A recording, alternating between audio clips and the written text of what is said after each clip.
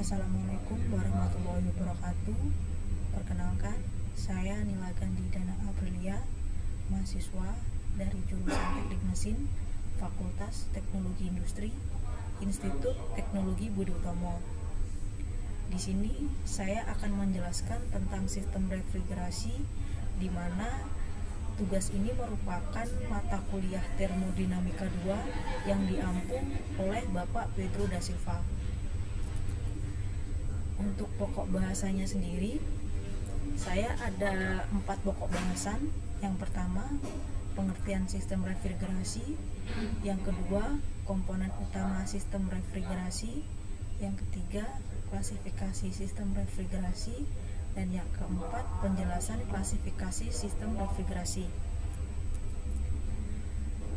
Untuk pengertian sistem refrigerasi sendiri, sistem refrigerasi merupakan suatu proses penarikan kalor dari suatu benda atau udara sehingga terjadi penurunan temperatur pada benda atau udara yang dikondisikan dan dijaga temperaturnya lebih rendah daripada temperatur lingkungan sekitar.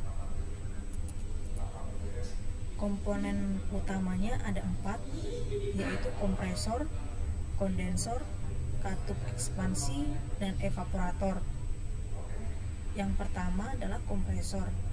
Di sini kompresor digunakan untuk mengisap refrigeran dari evaporator dengan suhu dan tekanan rendah, lalu memampatkan refrigeran tersebut sehingga tekanan dan suhunya meningkat untuk kemudian dialirkan ke kondensor. Yang kedua ada kondensor. Kondensor berfungsi untuk membuang kalor yang diserap dari evaporator dan panas yang diperoleh dari kompresor, serta mengubah wujud gas menjadi bentuk cair. Yang ketiga ada katup ekspansi, yaitu untuk mengalirkan dan menurunkan tekanan refrigeran dari kondensor supaya mudah menguap di dalam evaporator.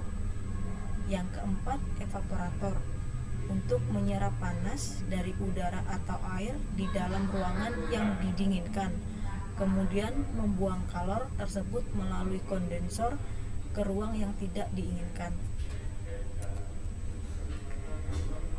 Untuk bahasan yang ketiga ada klasifikasi sistem refrigerasi. Di sini ada 3 contoh. Yang pertama ada sistem refrigerasi kompresi uap. Yang kedua ada sistem refrigerasi absorpsi. Yang ketiga ada sistem refrigerasi udara.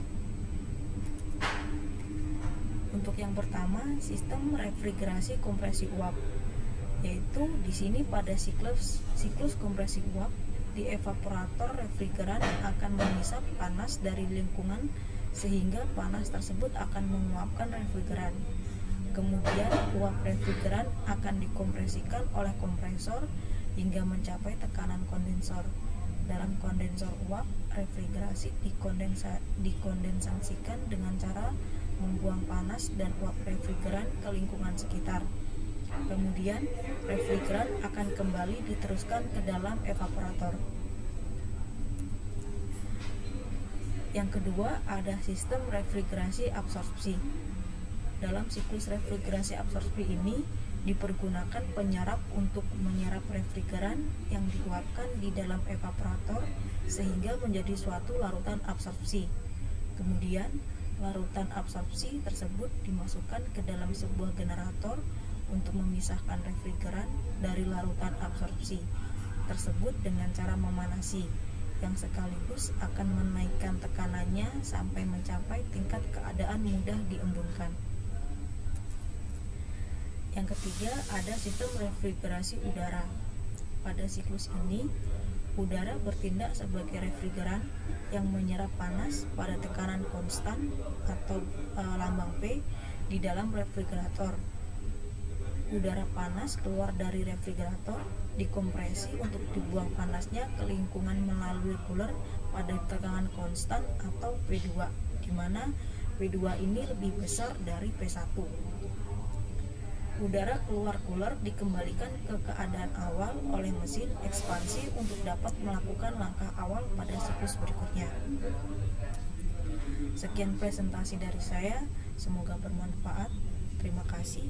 Wassalamualaikum warahmatullahi wabarakatuh.